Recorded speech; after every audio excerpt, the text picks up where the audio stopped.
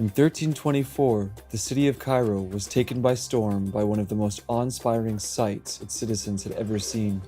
Marching through its winding streets was an entourage of thousands of African soldiers, courtiers, traders, scholars, and slaves, all laden in gold.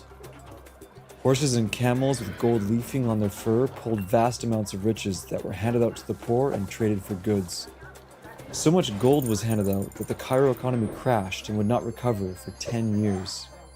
At the helm, sitting on a gold throne and holding a gold staff, was their leader, widely believed to be the richest human in the history of the world, Mansa Musa, the Emperor of Mali. In the era of Jeff Bezos, Bill Gates, Wall Street, and big tech, it is hard to fathom a more prosperous time in human history. However, many believe Mansa Musa's wealth outdoes that of all modern billionaires. Musa was the kind of the crowning jewel, so to speak, of a long lineage of West African imperial rulers. Depending on who's doing the estimating, people will, suggest that his net worth, adjusted for inflation is, 400 billion or 500 billion or 600 billion. People don't actually know. There's a lot of subjectivity to that type of claim, but it's really based on the kind of access Mansa Musa had to gold. Mansa Musa ruled over the Mali Empire, a vast and powerful entity that stretched from the Atlantic coast of Western Africa to the deserts of modern-day Niger.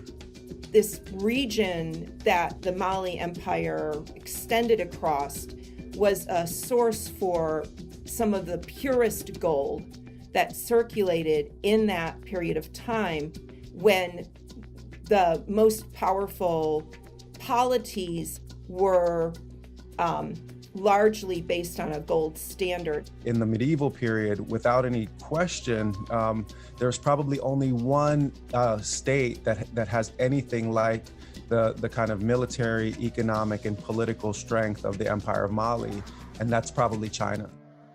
A devout Muslim, Mansa Musa's legendary trip to Cairo was part of a pilgrimage to Mecca.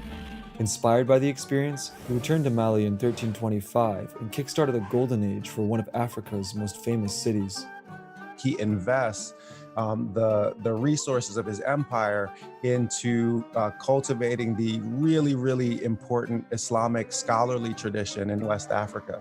So in Timbuktu, for example, there are 80 universities in the city of Timbuktu in the 1400s. This is a complex, literate society that there are scholars from all over the world, literally, that are coming to learn Islamic law and astronomy and theology and these sciences in this West African empire. The Mali Empire continued to thrive for the rest of Mansa Musa's life. Even after his death in approximately 1337, the empire continued to flourish under the rule of his sons. However, with the rise of rival empires and new forms of trade, the empire went into decline in the 15th century. Despite his global legacy, Mansa Musa has largely disappeared from the Western historical imagination. Colonialism and the Atlantic slave trade have a major impact on the way that the Euro-American world writes about and perceives Africa and Africans. Stories of Africans who were writing dozens of languages in a city like Timbuktu, who were the wealthiest and most powerful kings on the planet, don't jive well with what Africa has come to mean in European discourse. This is one of those kind of treasures of African history that if we can unthink some of our received wisdom about what Africa is and isn't, if we can unlearn some of the things that we think that we know about Islam, we can have a glimpse back into an entirely different world. Before the kind of contemporary discourses of racial marginalization came into being, a Black Muslim ruler could rightfully consider himself second to none.